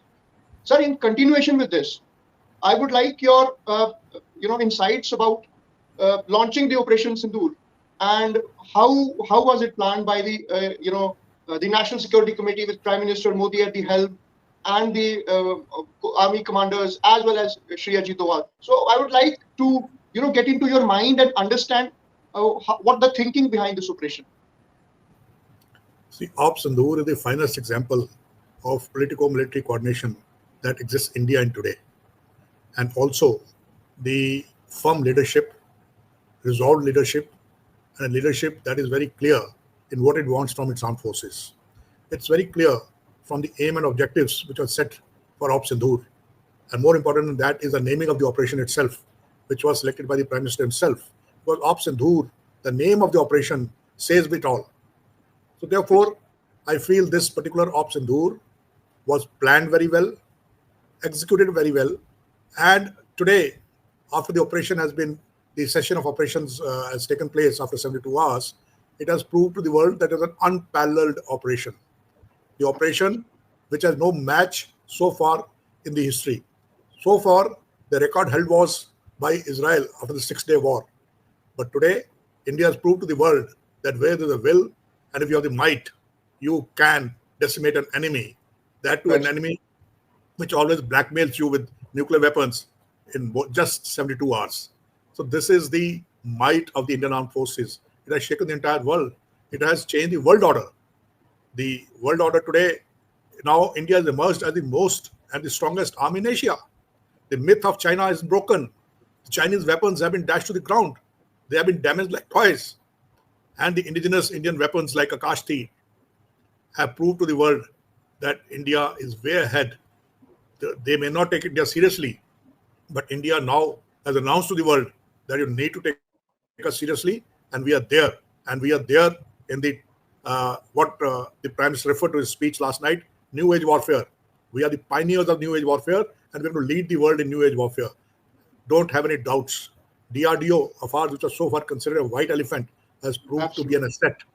So this is what is, and there are many myths which have been broken with this Op Sindoor. If you ask me, I'll tell you. Otherwise, for some other time we can discuss that. But Op Sindoor, to my mind, has been one of the fantastic operations which the students of military history and military warfare will study and analyze for years to come. Right, sir. Sir, let's delve into the myths that you just talked about. So what are the myths that we shattered with this very precise operation? And to add to that, sir, the briefings that our officers have been doing, that they have been impeccable, and it shows how the operation has been planned to the last mile. So what are the myths, sir, that we have shattered with this operation? Okay. To my mind, first and foremost myth which we have shattered, that cross-border terrorism in India was being sponsored by the deep state of Pakistan. Right. Now, it's been proved beyond doubt that there is no deep state or there's no difference between deep state and the Islamic Republic of Pakistan. Both are synonym. Because what we saw on the morning of 7th, the top hierarchy of the military leadership, top hierarchy of the political leadership, top hierarchy of the terrorists, and the top hierarchy of the police, all were there present for the funeral, that namaz-e-janaza of the terrorists were killed at Muridke. Yes, The whole world has seen it. Absolutely. So therefore, there is no distinction. They are all one. They are all together. And they are the ones who are responsible for perpetrating this cross-border terrorism. And that is why Prime Minister rightly said that from now onwards, he will make no distinction between them. That is first. The second myth has been broken is the nuclear blackmail of Pakistan. Number of times, India has told Pakistan and the world that there is space between the escalation ladder between subconventional warfare and the nuclear warfare. It depends how you create that space and how you use that space. India created that space in 99, Kargil. India created that space in between also when they carried out those punitive strikes like the after Uri surgical strikes and then the Balakot air strikes. But this was a classic example. We did not spare even an inch of Pakistan's territory, starting from Karachi till Skardu. Everything was hit. And that is where Pakistan came to know that this is a new India. This is an India which is different from 71. This is an India which is different from 99. This is India which is different from 2021. They realized it. And they have realized it well. So this is another myth which has been broken. The other myth which has been broken is that India will never strike deep. India has proved it. And India has announced it before Op Sindoor that terrorists, wherever they are located, they will be targeted and hit. And India did it. Nobody expected India to hit Chaklala or Rawalpindi Noor Khan airfield. Just 2 kilometers away is the GHQ. You see, where and the strategic force command of the Pakistanis. You see, these things were being templated. Everybody thought that template used earlier will be used again. But India proved it. We don't believe in template warfare. We'll come out with something new every time when to hit you. And we'll hit you so hard that you will not realize what has happened to you. And that is exactly what has happened. The other myth which has been broken is that, the Chinese weapon system, Right, sir. or the state-of-the-art systems, and China led as far as technology, high-tech weapons are concerned. China is the leading country. Their weapons have never been tested. And now that they have been tested, you saw what happened to the Chinese weapon systems. Absolutely, sir. And as I mentioned earlier, the DRDO has proved that it's no more a white elephant. It's a national asset. Our scientists have done wonders. Our space scientists, the way this entire operation has been conducted using missiles and rockets and the drones made in India, using the Indian navigation system, making use of this, 24/7 navigation provided by our satellites. This is something which is nobody ever thought of, and nobody gives this credit to India. Then the other is that the Pak army leadership was being considered very innovative, and thinking out of the box. They this time just in 72 hours, they didn't know what to do. They were, really shocked. That awe and shock, what one talks of. They were shocked. Then what they started doing? Peddling lies, fake narratives, using social media for spreading rumors, and claiming that they have downed 5 jets of ours without any evidence. You see the difference between the briefings being done by our representatives and briefing done by their DGISPR. We gave briefings with every evidence, every bit of evidence, and that too not of slides. It was the satellite imagery, the post-damage assessment satellite imagery which was shown. Pakistan has not given a single evidence for what it claims. So it's very clear that they are telling a lie. Okay. So there's so many of them I have listed, but now I will. So what do you make of the statement of the Defense Minister of Pakistan in its assembly, where he said that we did not intercept Indian missiles and Indian drones because we feared getting leaking out our strategic locations? How do you make that statement being from the defense perspective? Is that funny, or is that plain? It's as laughable and unprofessional as was the earlier statement where a Sky News correspondent, as per you're claiming that you have downed Indian jets. Where's the evidence? He said it's all over the social media in India. You see, Right. this is the professionalism of the Absolutely. defense minister of this country. So one cannot see they have been living in a, you know, I don't know which world they have been living in. They had a very false sense of Sir, notion of being, Delulu land maybe? yeah, maybe that.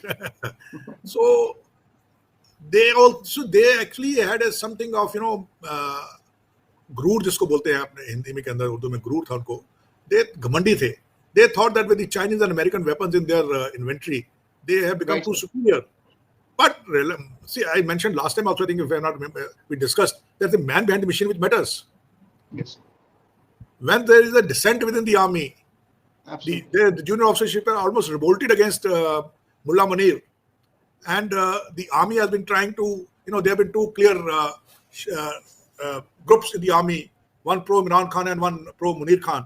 So Yes, sir. how can such an army cannot fight a war? Right, The sir. political leadership of Pakistan should have realized that Right, sir. a professional army is needed to fight war. Jihadis, their total concept is how a jihad. Jihadis can win, small skirmishes. They cannot win battles and wars. Right, sir. So this jihadi mindset of Pakistan army has let them down. But the political leadership of Pakistan, if at all it existed, failed to read that. They had Right. too much. They were too much influenced by the false assurances given by the military leadership. And just before the Operation Sindoor and after the Pahalgam attack, the National Security Advisor was also changed, and the DG ISI was made the National Security Advisor. That meant the army almost took over the total control of policy making in Pakistan. Yes. But what happened? Now they have proved to the Pakistanis that they are nincompoops. The nation can't trust them. I think it's high time the Pakistanis must ask questions to their army leadership and to the political leadership. What happened to them? Sir, so now building on to the, Pakistan's reaction to Op Sindoor, that on the intervening night of 6th and 7th May, when we launched our attacks on 9 terror launch pads across the border, and we took the escalation ladder one notch up when we targeted Bahawalpur and Muridki as well. Sir, what do you think Pakistan's reaction to it and, launching those drones? So how do you see this warfare also changing in our part of this, country, in Jammu and Kashmir as well? It created some sort of panic and some sort of nervous times for all of us in the border states. So how do you assess that situation, sir?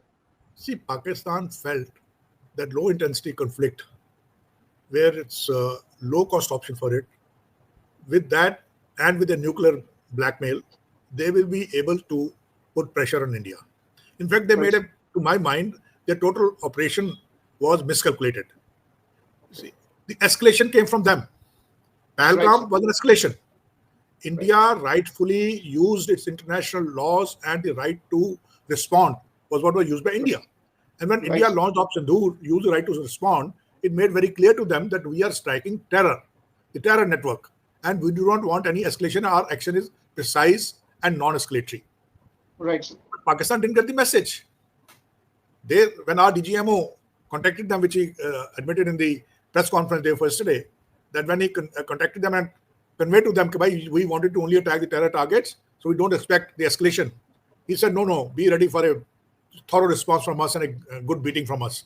That was the height of, I would say, I'm now forgetting the word, arrogance. Yes. It was height of arrogance by the Pakistanis. They miscalculated. They thought since they have a nuclear weapon, and if they escalate, the world will, put pressure on India that stop. It may escalate out of control. But India had made it very clear that if you escalate, and proportionate response will be given. So once the first night, they escalated with the help of drone attacks and missiles Right. and all that. Right. Yes, civilian population, which has not seen bullets flying, which always thought that bullets are in the battlefield and battlefield is a defined space, they didn't know Right. that now there's no defined space in battlefield. There is no Absolutely, front sir. and depth of the battlefield. The battlefield now extends all over. See, earlier there used to be a front, there used to be depth area. People thought that, but they didn't realize that the warfare has changed. So therefore, they were taken by surprise. But then people like us, who had seen bullets flying, who had seen artillery shells fire, going over our shoulders, we had to come into action and we calmed them down. We did. Reassurance. We gave assurance to people The veterans in Jammu did very good job. The That makes veterans in sense. Jammu took upon themselves to educate the people, to tell them not to worry. Our armed forces are too strong. Our armed forces will ensure that no damage happens to you. Why people were scared? Because previous night they saw that deliberately the civilian targets were targeted along the LOC using Okay. heavy artillery. That was the height of cowardice which the Pakistan army could show. Rather than responding to India's military, target on the terrorists, and then accepting it, yes, we will help you in breaking terrorism. Uh, they chose to attack the civilians. So that is why the fear has actually percolated from there. People Right. thought, and so it did create this thing, but I'm sure people realized it, and the wonderful work done by our anti-air defense system. I think hats off to Sir, them. sir, indeed, In I fact, will go. I will go so far to say that uh, there is the silver lining in the cloud was that people did realize that what it actually means to be in the line of fire, and they would now understand how much the armed forces, the sacrifices they make, and now they realize that actually sitting, comfortably in their homes because the soldiers are sitting on the front, and that they ensure your safety. And now they will realize all the more. So now, adding, going my on to that, I yes, sir. I went to differ a bit, and I only hope this mindset changes. Oh, oh, The okay, okay. mindset among the Indians is to remember God and soldier only in the times of crisis. They thereafter forget. Absolutely. Yes, sir. Yes. Yes, for some time they will remember what happened and how they were as close to death as the soldier are all 24/7. But then momentarily, we need to change mindset. We need to realize that there we are sitting safe here in the depth areas because of the sacrifices and the you know honors being taken by the soldiers on the front line 24/7 Right. to keep our borders Right. safe. Right. Right. So you talked about our, anti-missile defense system, the S-400, the Akash, and the defense systems on the ground. So can you just tell our audience a little bit more about so that they understand how our defense system actually neutralize the drones as well as the enemy missiles? You see, S400 is the ultimate, and I'm apprehensive if S400 was even used during this operation so far. Okay. Our other networks or systems of the anti-air defense were adequate enough. Starting on the front line, the shoulder-fired air missile SAM Igla, which is with the frontline soldiers. Right, sir. Then on the border, we also had the anti-drone system of the BSF. Right, We sir. also had the L-70 guns, which had Yes, been sir. refabricated, redesigned, and reattired. They're not old L-70 guns. They were modern L-70 guns ready to meet any challenge. Then we had the ZU-23. Then we had the legacy weapons like Pichora. You know, all these played their role. And we also had certain other SAMs like Akash. Akash. And then we had the network-centric command and control system, which actually acted as the hub. And because of the network control centric command and control system, we could see that no weapon was wasted. Only that weapon was used which are required to engage the target depending on the type of the target and where the target has reached. So Right, sir. and also DRDO had made certain weapons which are non-kinetic anti-drone weapons, and later they were also introduced. So it was the weapons used were such that they were used in integrated fashion. S400 was the ultimate because S400 gives us security throughout the country. 5 batteries we have to deploy. 3 have already been deployed. 2 more are coming this year. So then it almost becomes impregnable wall. And our air defense is in tiers. Right. So if someone is not caught at the when is other side of the border or is about to cross the border, somewhere or the other will get intercepted and will get destroyed. And that is what happened. Right, right. Sir, like, how much time does it take for the, our air defense system to, react? Because the drones, when they cross the border, they were intercepted within the civilian areas within Jammu city as well.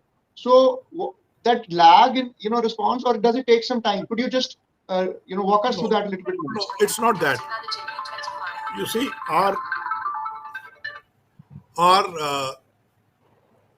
the radar systems, the AD is the early warning is on the radar systems. The drones fly very low so that they can avoid the radars. Right, So sir. by the time they are picked up, Okay, generally they are picked up when they are trying to cross the international border. That is why you find the response time is a little less.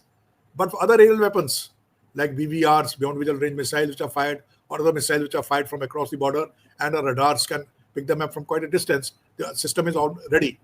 Even here also, as I said, layers are there. So if it missed the first layer, automatically by the time it comes in the second layer, ready to receive them. And that is what happened.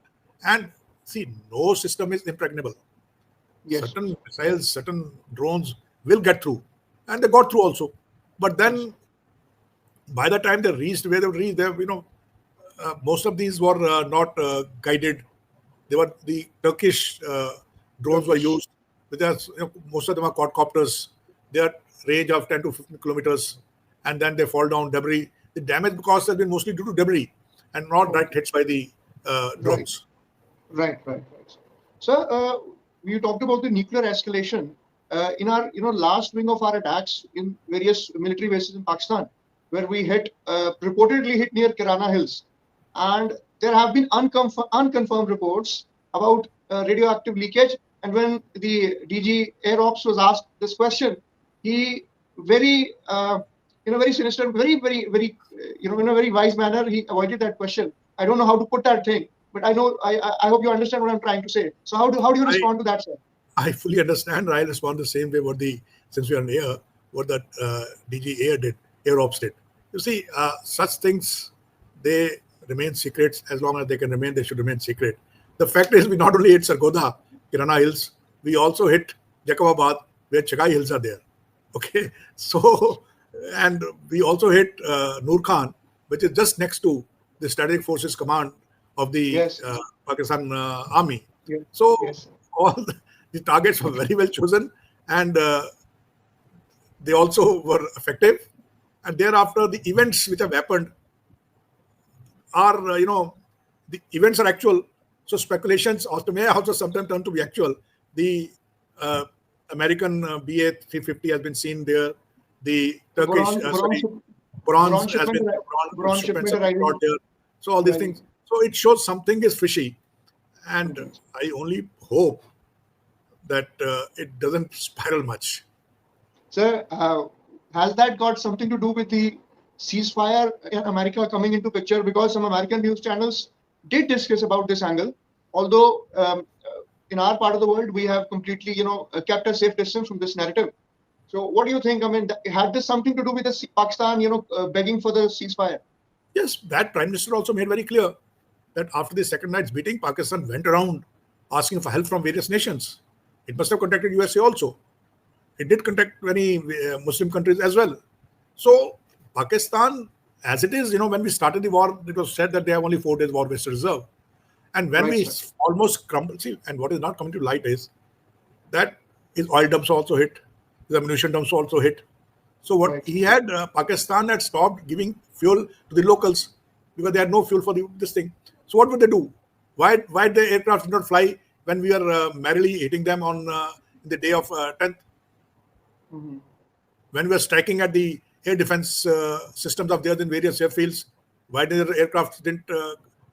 Possibly there was no fuel with them. So that's really unprofessional. And there were reports that Mr. Munir was coerced, or maybe for some revenue, they sold their ATF to Ukraine under American intervention. I am not sure how confirmed that report is. There is, because not only ATF, they have sold a lot of their weapon system to Ukraine to earn money because they had no money.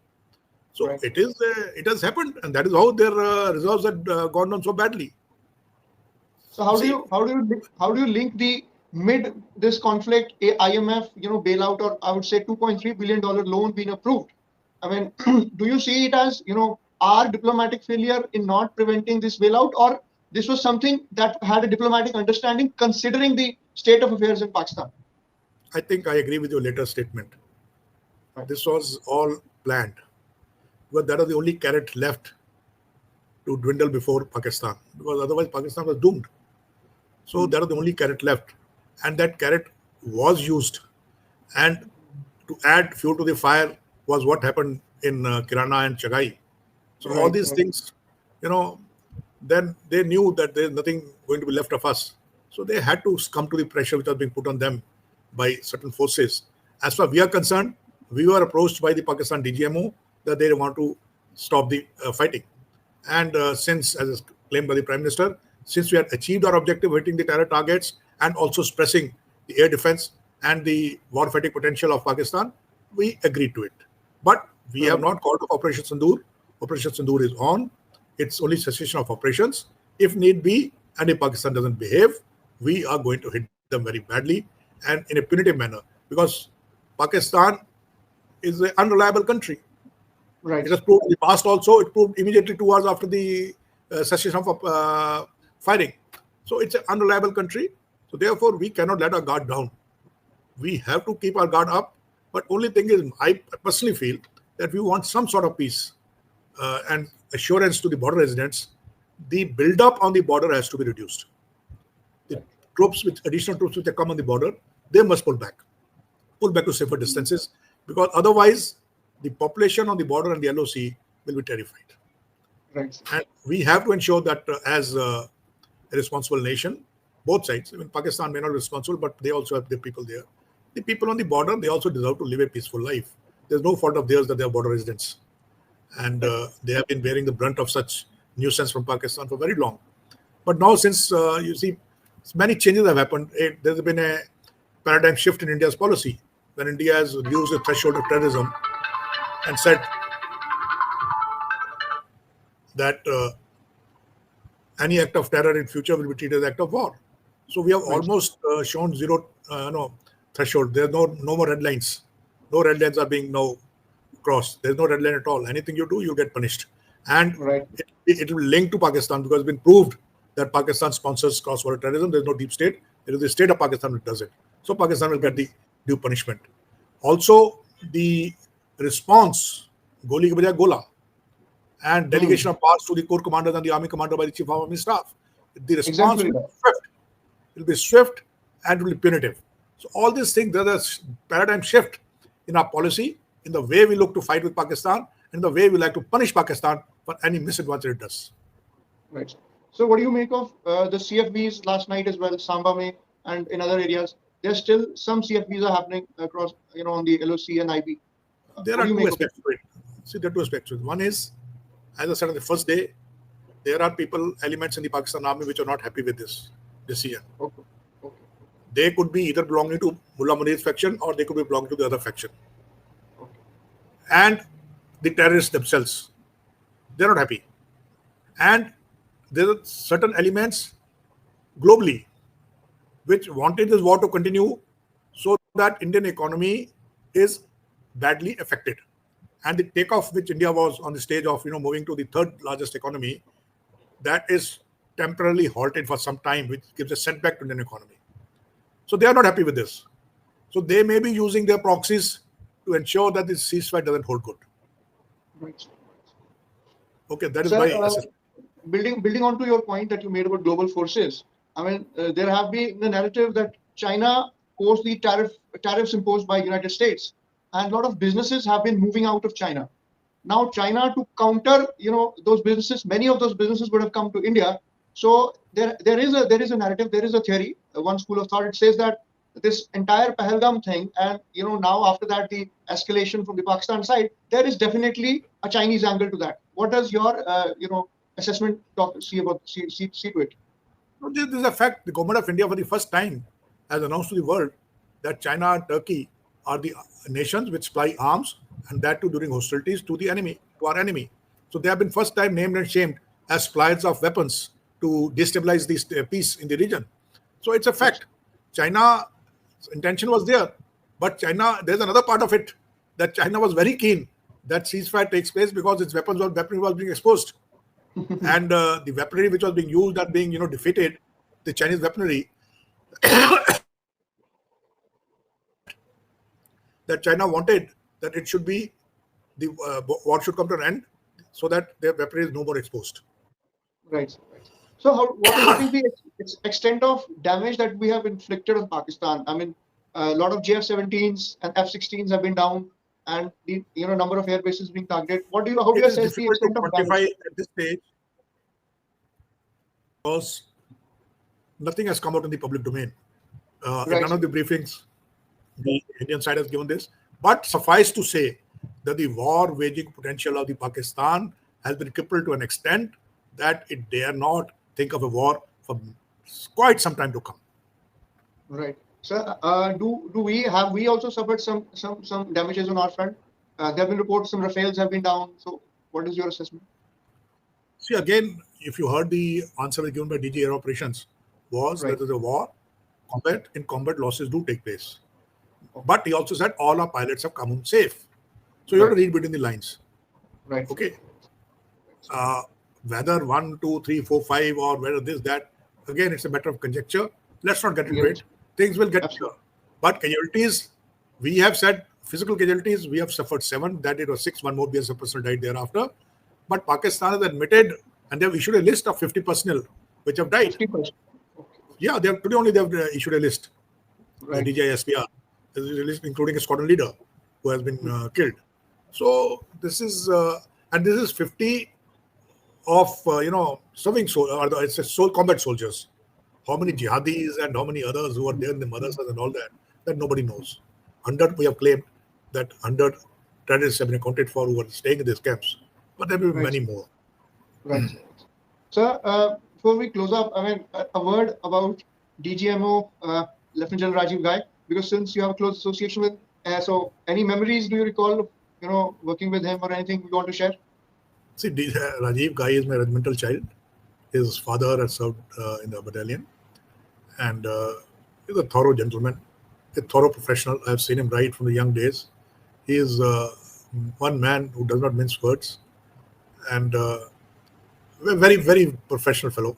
He has also, commanded the 15th Corps in Srinagar with elite.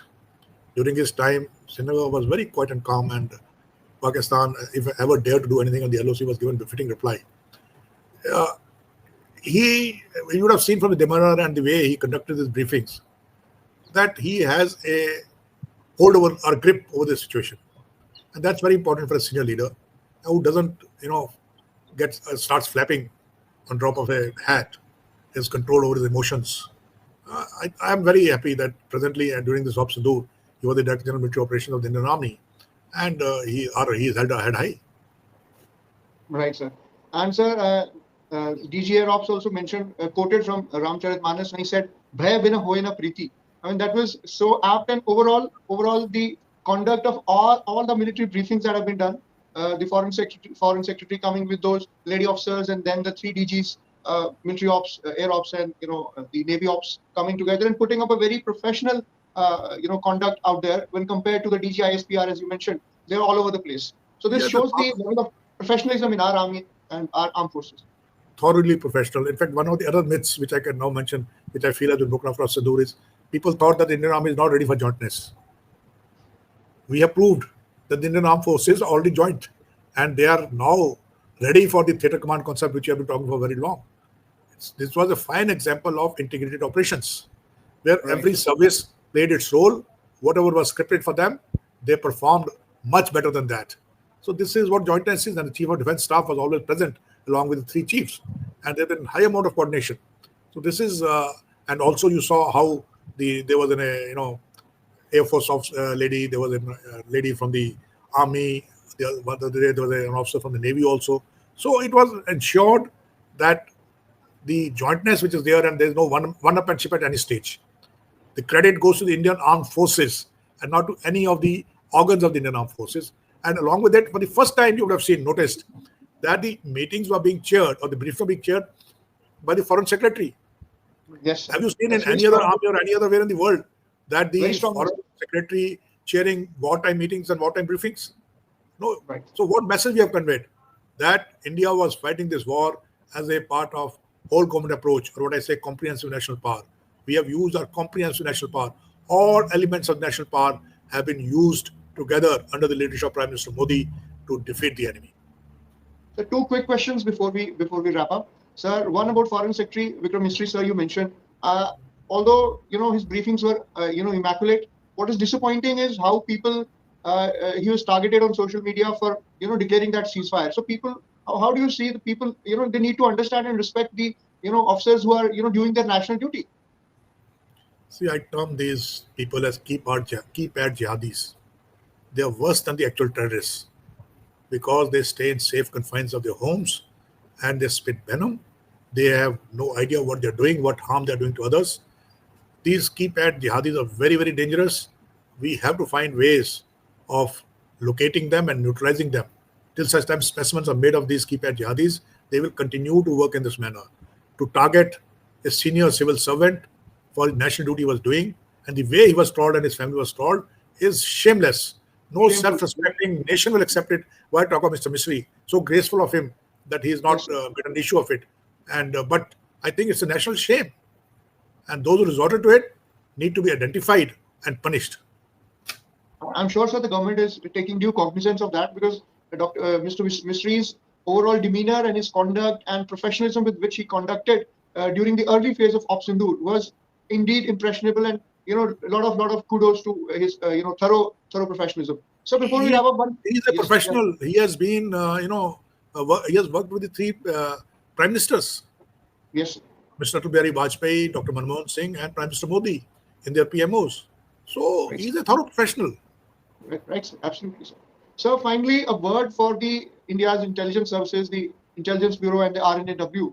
I mean, we hit the launch pads across the border, but their operatives working there and providing key details. I mean, that also proved to be critical in the success of Op Sindoor. Def- A word for them. Definitely, definitely. See, as I said, it's whole of a whole government approach. Everybody, every element of national power has been used.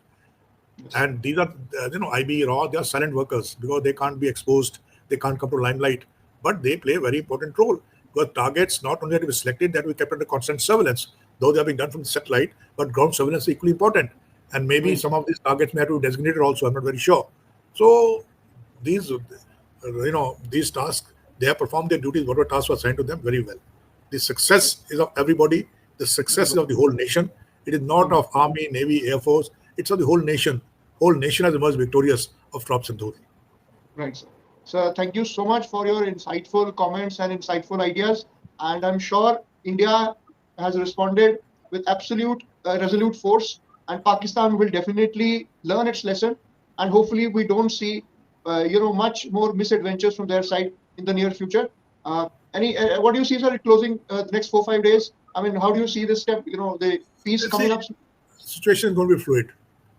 Okay, Knowing Pakistan's nature and what I told you earlier, that there are rogue elements, there are powers interested in not this, truce not to be continuing for long. There are powers which are interested that we must go to war. Our economy should be hurt, and so there are many factors which are working. So it's going to be very, very critical. And as I said, right, since operations have only been seized and they have not been called off, the level of alertness has to remain. Yes, the civilian population is affected because of the uncertainty. right. They remain under tension. They remain uncertain. My only What advice to is them your is to what is your message to have them? faith. Please have faith in your leadership. Have faith in your armed forces. They are there to protect you. They'll ensure that no harm is done to you. Our armed forces have proved that they're the best in the world. They will ensure that our citizens are not hurt or damaged by these rogue elements.